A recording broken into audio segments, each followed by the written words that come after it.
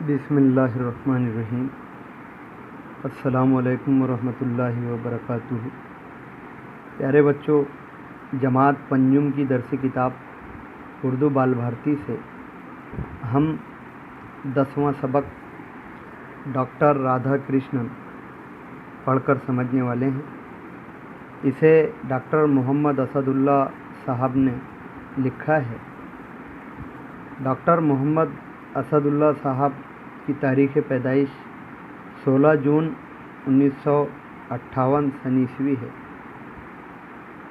सबसे पहले हम मुसन्निफ़ का मुख्तसर तारुफ और इस सबक के बारे में तमहीदी बातें समझ लें, फिर उसके बाद सबक शुरू करेंगे इंशाअल्लाह।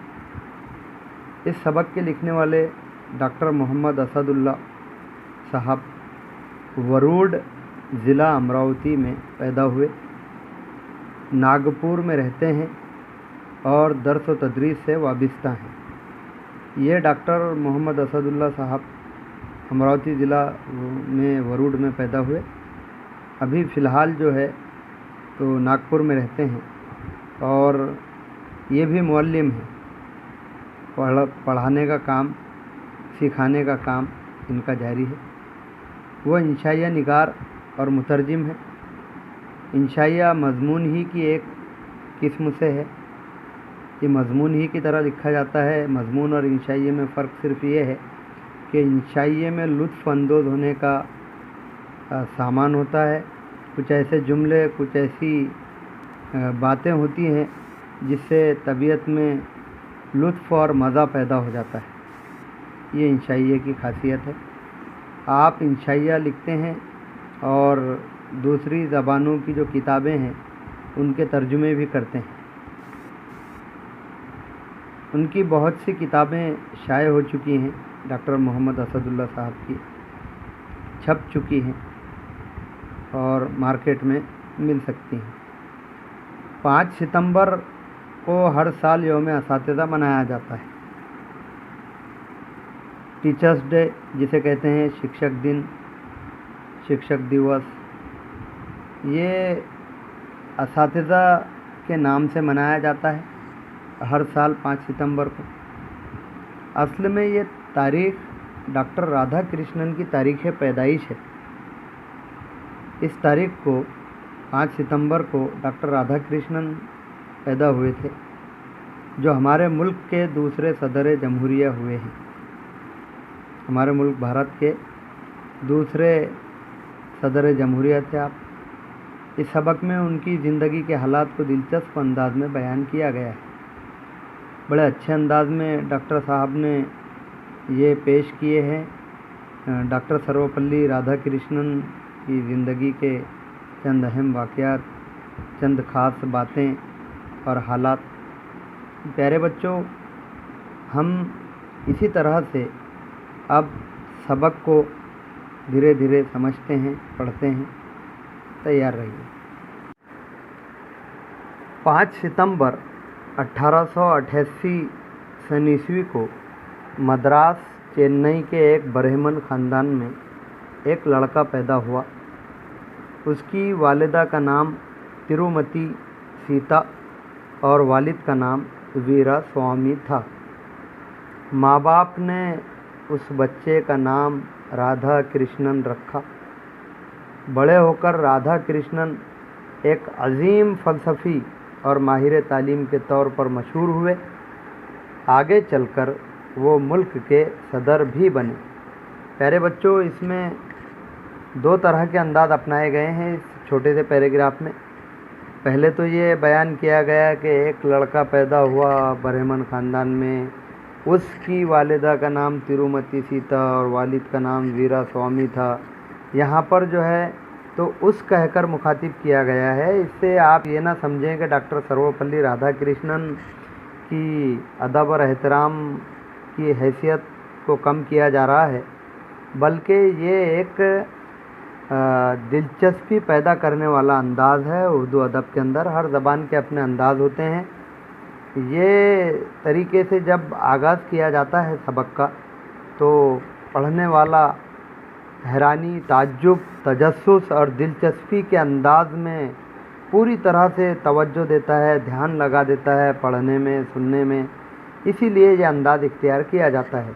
आगे चल के दूसरा अंदाज़ जो अपनाया गया है उसमें बाकायदा उनको तादीब यानी अदब के जमा के सीगे इस्तेमाल करके उनको याद किया गया है। ये कहा गया है कि बड़े होकर राधा कृष्णन एक अजीम फ़लसफ़ी और माहिर तालीम के तौर पर मशहूर हुए, आगे चलकर वो मुल्क के सदर भी बने। यहाँ पर अदब और एहतराम का लहजा इस्तेमाल किया गया और पहले दिलचस्पी पैदा करने वाला अंदाज़ अपनाया गया है।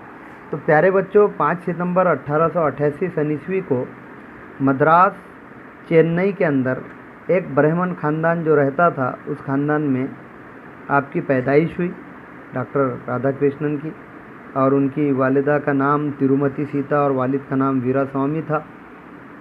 दोनों माँ बाप ने उस बच्चे का नाम राधा कृष्णन रखा। हर माँ बाप ये चाहते हैं कि हमारे बच्चे का नाम बहुत अच्छा हो, हमारी पसंदीदा शख्सियात के नाम पर हो और उसके मानी अच्छे निकलें, और यही सोचकर माँ बाप बड़े जतन के साथ नाम रखते हैं।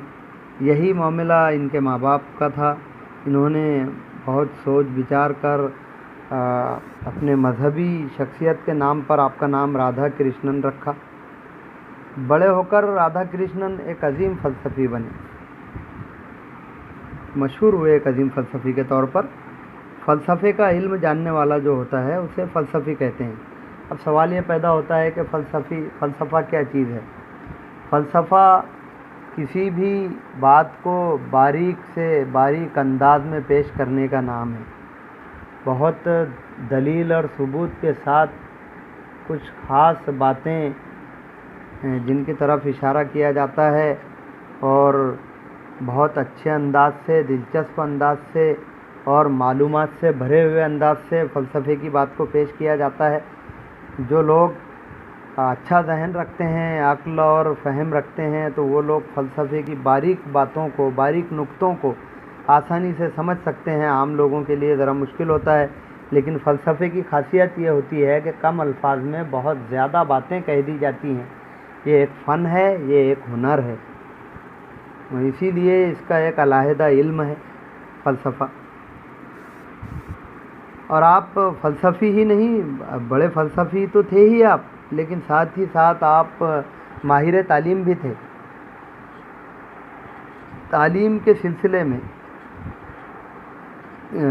इल्म देना, पढ़ाना, तालीम के तौर तरीके, तालीम के सलीके, तालीम के सिलसिले में ज़्यादा मालूमात इकट्ठा करना और तालीम में आने वाली रुकावटें, उन रुकावटों का हल और तालीम में नई नई चीज़ें पेश करना, नए नए तरीके ईजाद करना, ये तमाम काम माहिर तालीम का होता है।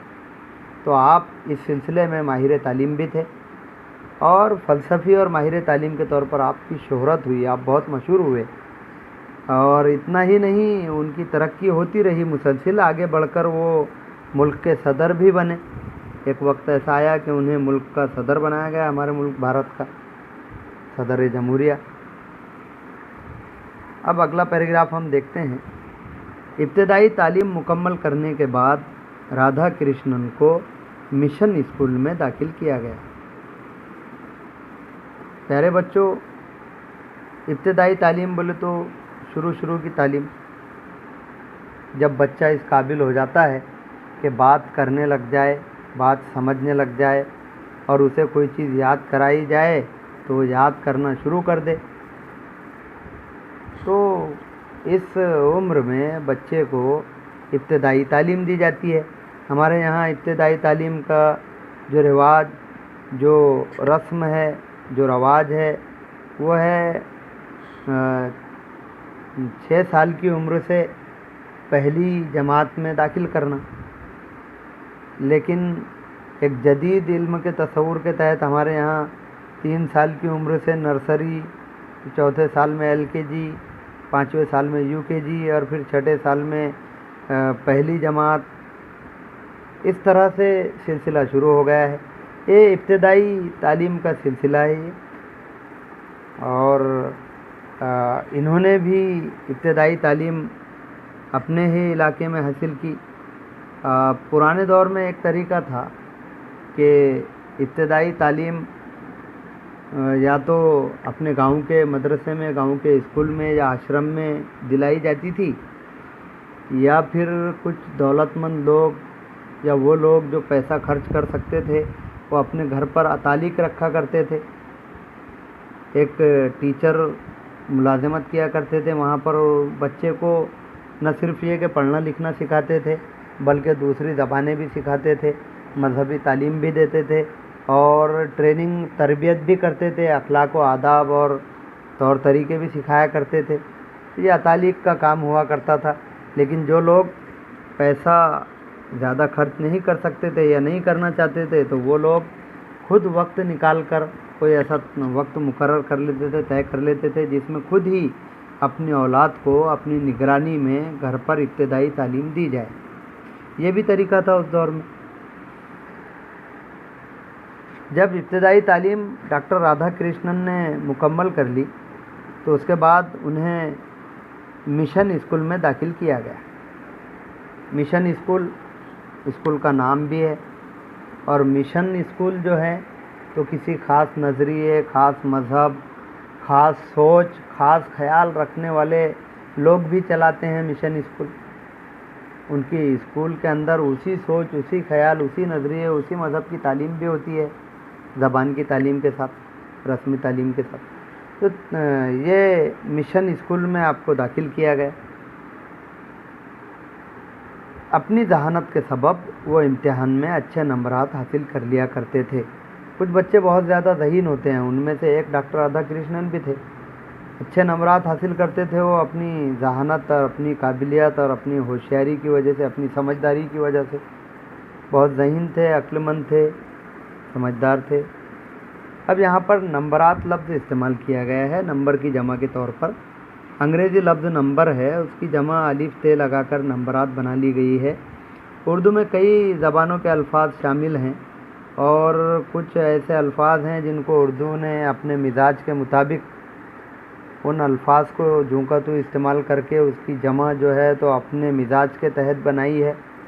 یہاں پر بھی وہی معاملہ ہے، نمبرات استعمال کیا گیا۔ یعنی ڈاکٹر رادھا کرشنن بہت ذہین اور قابل تھے، بہت عقل مند تھے، وہ زیادہ نشانات حاصل کیا کرتے تھے۔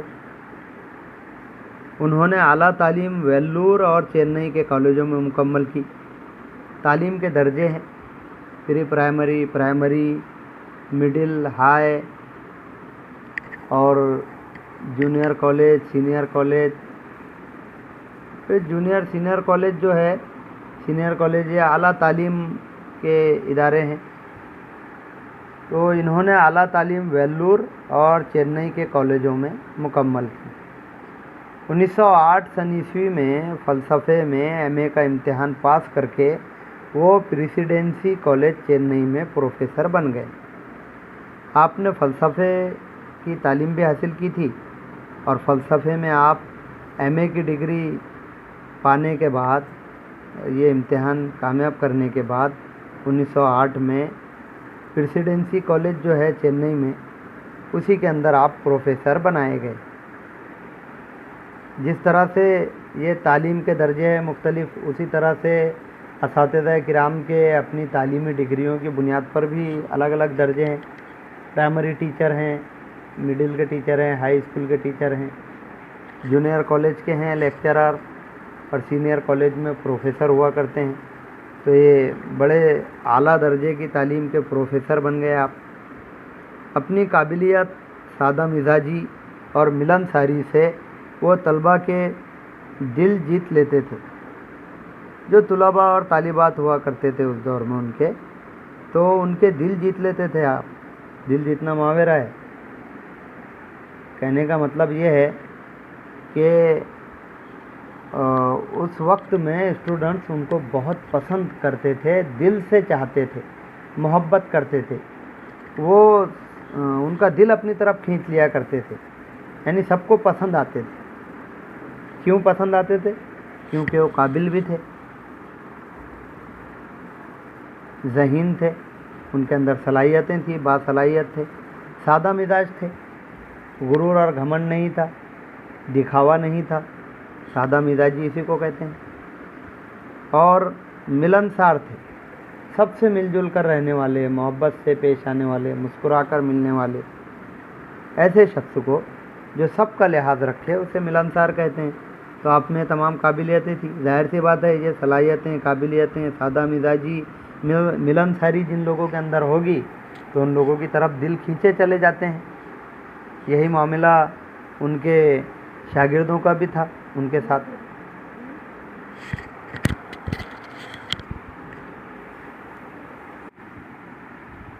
जब उनका तबादला मैसूर से कलकत्ता हुआ तो अलविदा कहने के लिए तुलाबा ने उन्हें एक रथ पर सवार किया और उसे खींचते हुए रेलवे स्टेशन तक ले गए।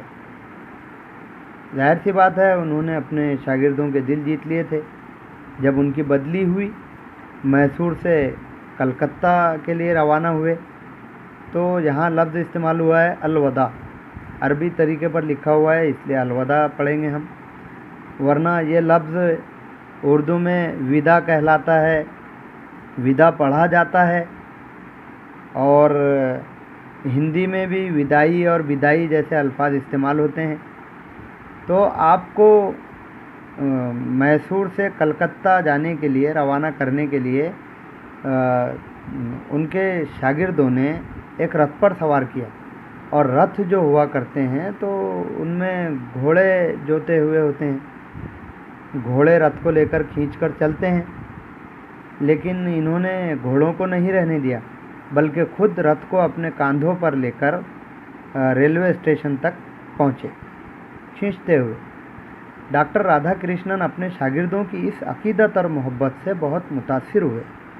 प्यारे बच्चों, डॉक्टर राधा कृष्णन ने जब देखा कि मेरे शागिर्द मेरे लिए इतना कुछ कर रहे हैं, तो उनकी अकीदत, वो मोहब्बत का जोड़, वो मोहब्बत और अपनाइयत का अंदाज जब उनकी निगाहों के सामने आया और मोहब्बत बच्चों की, शागिर्दों की बड़ी हुई, तो उसका असर लिया उन्होंने।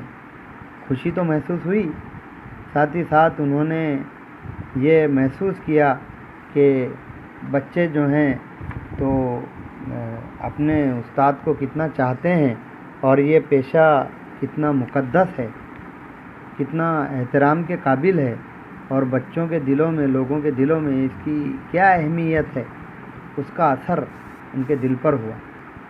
अकीदत ये लफ्ज़ उगदा से बना है। उगदा गांठ को कहते हैं, हम रस्सी में गांठ बांधते हैं। अब ये अकीदत भी जो है तो दो मुख्तलिफ़ लोगों के अंदर किसी बुनियाद पर ऐसी मोहब्बत कायम हो जाना कि वो दो लोगों को एक बना दे, यानी उनके अंदर अपनाइयत और मोहब्बत और सोच, ख्याल, फ़िक्र, एक दूसरे को बर्दाश्त करना, एक दूसरे को समझ कर चलना, एक दूसरे का फ़ायदा चाहना, एक दूसरे को नुकसान से बचाना, ये तमाम चीज़ें जो है तो अकीदत की बुनियाद पर होती हैं।